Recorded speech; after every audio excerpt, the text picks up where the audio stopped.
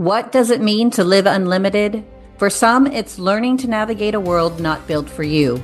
For others, it's discovering that strength isn't found in perfection, it's found in perseverance. The Living Unlimited podcast celebrates life without limits, real stories, raw conversations, and practical wisdom from people living boldly with limb differences. Each episode shines a light on what's possible when we choose courage over comparison and creativity over conformity. Because life isn't about what's missing, it's about what's possible. Welcome back to another episode with Jessica Cox and myself, where we share our experiences about limb differences and just have casual conversations and talk back and forth about our own experiences with various topics. Jessica, what's on your mind today? I'm glad you asked because I think I want to talk about something that came up during the Enhancing Skills for Life conference where, as you described it during the last podcast, where basically people who have a minimum of 2 missing limbs come together, and the majority of them are actually quadruple amputees or people with limb differences.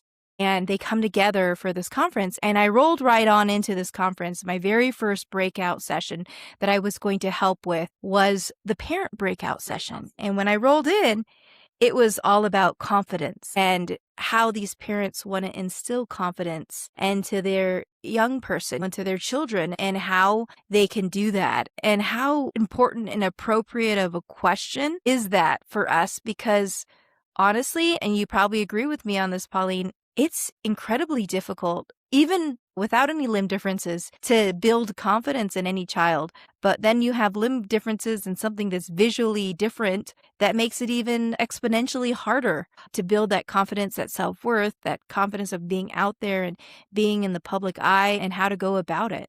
I love that this subject came up, and I think right now it's something we need to talk about because you and I have different journeys. You're the oldest in the family, right? Or are you the middle? Okay, and I'm the middle of 3 children, so that also comes into play, birth order. And I know we obviously share our limb difference, but there's a lot of other factors that come in there, and our parents and how involved they were with our childhood and all that sort of thing. Do you think you were a confident young person? Because I can definitely admit right now that I was not confident by any means. In fact, my senior most magazine in high school labeled me the most quiet in my senior class. And I couldn't believe that, of course, because when you're the person with the label, it's hard to believe it. But that's what other people thought about me, is that I was the most quiet, I was shy, and that all came from insecurities because I lacked the confidence. And so what about you, Pauline? How was it growing up for you? Oh my gosh. First of all, I want to note where you start is not where you end up, because the most quiet person in her high school class is now a world-class motivational speaker internationally. True. Just remember that, first of all. Second of all, my issue with self-confidence growing up was horrible. And vulnerable moment here, there were times throughout high school, specifically 10th grade, I remember, that I struggled with feeling like I even belonged in the world and really considered like suicide. And the only thing that held me back was thinking about how sad my parents would be, how sad my family would be. And I would never want to do that to them. So they were my saving grace. At home, I was super confident. My family accepted me. I was just one of the other kids. I was expected to perform in school just like my younger sister. I was expected to clean. There was no difference at home. But in school, when you are obviously visually the most different there is a level of shame, because I think when you're younger, and this is just a interesting paradigm shift, when we're younger, all we want to do is fit in. And as we get older, all we want to do is stand out.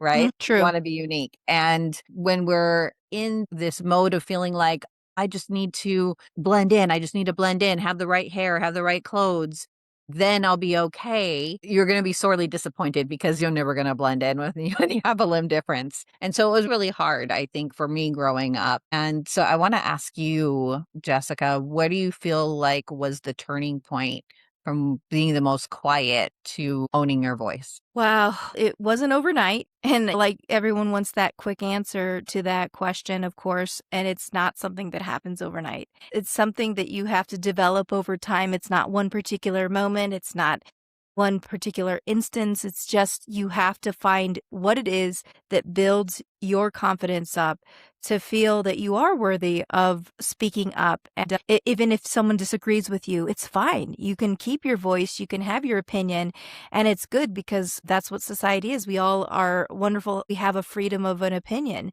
and we don't have to always be a people pleasing so that we feel that sense of validation and acceptance. So, one of the things I think that helped me was that I had to almost like overly gain confidence. And the way that I overly gained confidence was I just continued to pursue things. And I went from one activity to the next and got that rush of self confidence. I did it, I did it. And then on to the next and what's going to be next. And it just bounced from one challenge to the next. And with each new accomplishment, brought forth this surge of confidence, and it helped me to really stand up for myself and know my self-worth and feel good about me because, and you probably agree with this, no matter what anyone else says, it ultimately has to be the individual who makes that shift of self-worth, of confidence, of saying that, yes, I'm different, but I still can be myself and I can be proud of who I am. And all those kind of internal conversations that we need have to be from the individual, no matter what anyone else says around us. I agree. It is not an overnight phenomena. So 10th grade, I mentioned there was some serious moments there and some really dark moments. And then I remember a teacher coming up to me my junior year at the beginning of junior year and saying, have you thought of or considered running for like homeroom representative in student government? And I'm like, oh, I never thought about that. And so I ran and I got it. And it was my first foot in the door for student government. And then my senior year, the same teacher slash advisor said, have you thought about running for student body president? And I was like, no, that's scary. I went from homeroom rep to like student body president. And in the school that I went to, it was an all girl Catholic school. There wasn't one president, one vice president, one secretary. There were 5 girls that held the leadership position of president. So it was more like a team playing thing. And there were 6 of us running. And I just started to embrace what I had. So all my posters were round and were said rolling with Pauline because I'm in a wheelchair. And I I love it. you hand out buttons and I was like, oh, they're round. I'm just gonna keep with that. And then my speech was Proud Mary's Clearwater Creedence CCR is the band, and they sing Proud Mary. Oh, Rolling. got it. Yeah. Yeah, Uh-huh. that song. So I changed up the lyrics and had my friends be my backup dancers, and I rewrote the lyrics for my campaign speech for Rolling with Pauline. So That's awesome. it was really interesting for me to branch out that way because it allowed me to start embracing my gifts that had nothing to do with my body. And so it was all about my mind, my personality, what I can bring to the table and help contribute. And I would say that was the beginning of me starting to have confidence, putting myself in a leadership position. And I want to remind people that courage precedes confidence. You have to do Mhm. some scary things because confidence comes with action. Confidence is nothing you can think into existence. It has to come from action. And even though I went to college and I decided to go live in the dorm, I had still some level of insecurity. And I went to the cafeteria with a girl that lived down a couple doors in my dorm. And she could tell I was really uncomfortable eating. And I know, like we said, like I was starting to build up my confidence, but it was a moment and a choice. And she saw my discomfort and she said, she used the real Mm. word, but I don't really cuss. And she's like, Evam.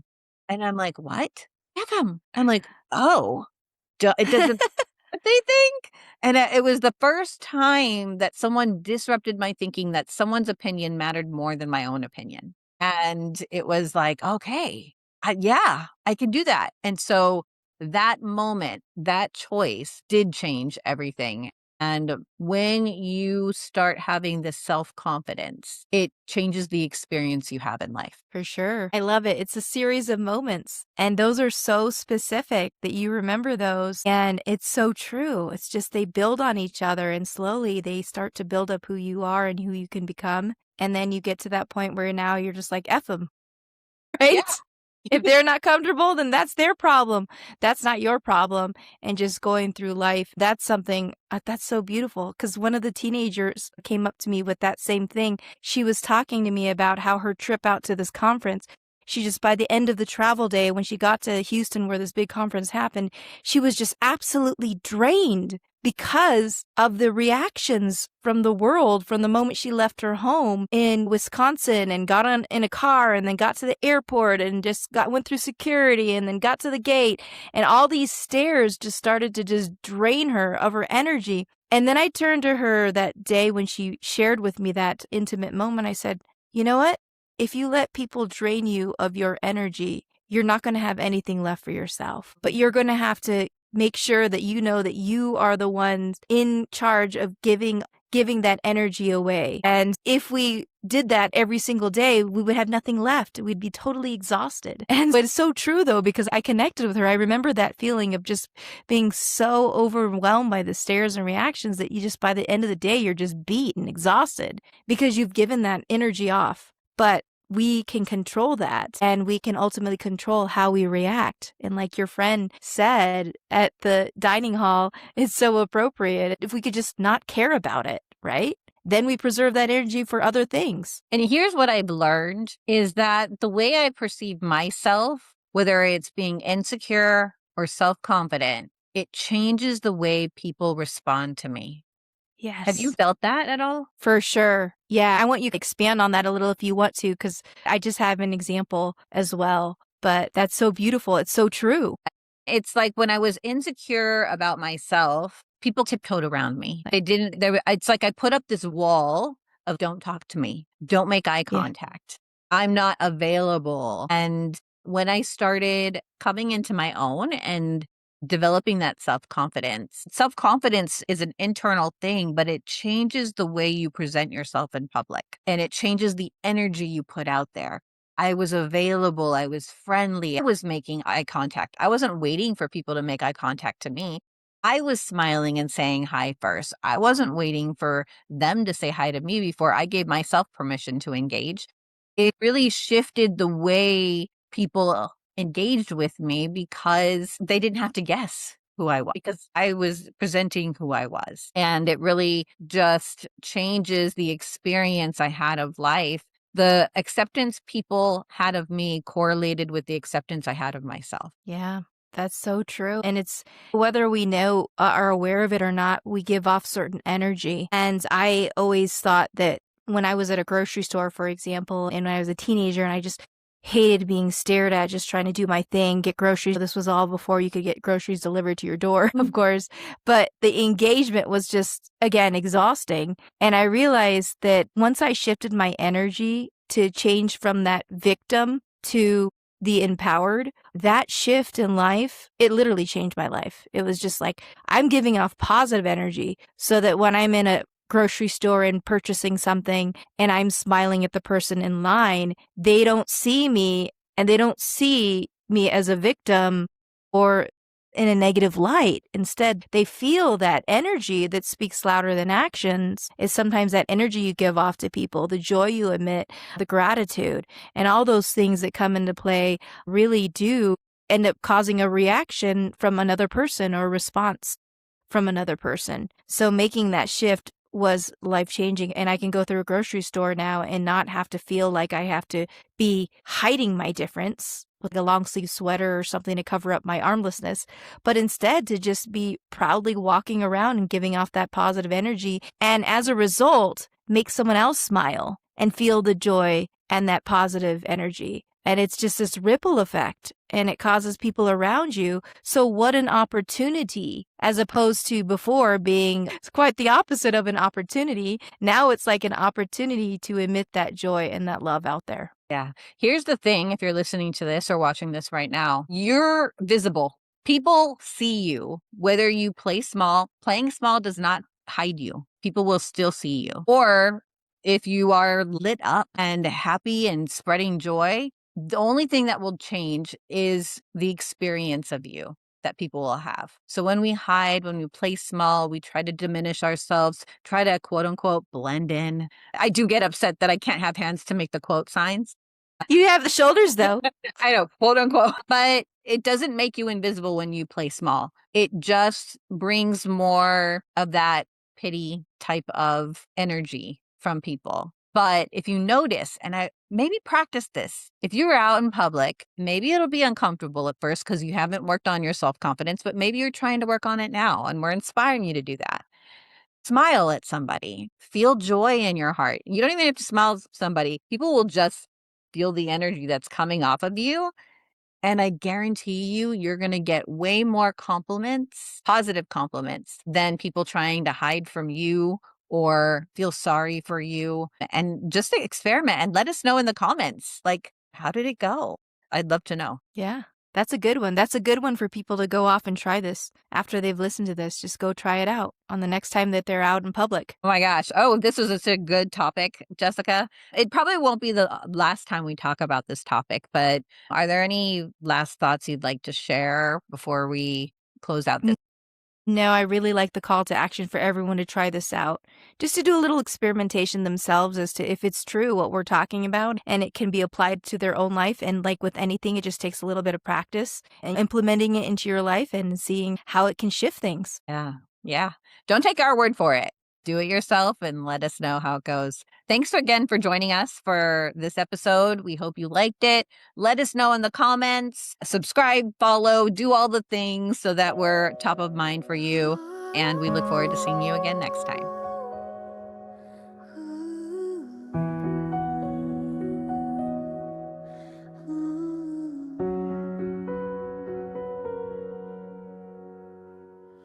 They said there's only one way to live, but we were born to redefine it. We found light in the hardest places, turned the struggle into guidance. Every scar, every stair, every door once closed became the wind beneath our hopes. We're not what the world expects to see. We're the proof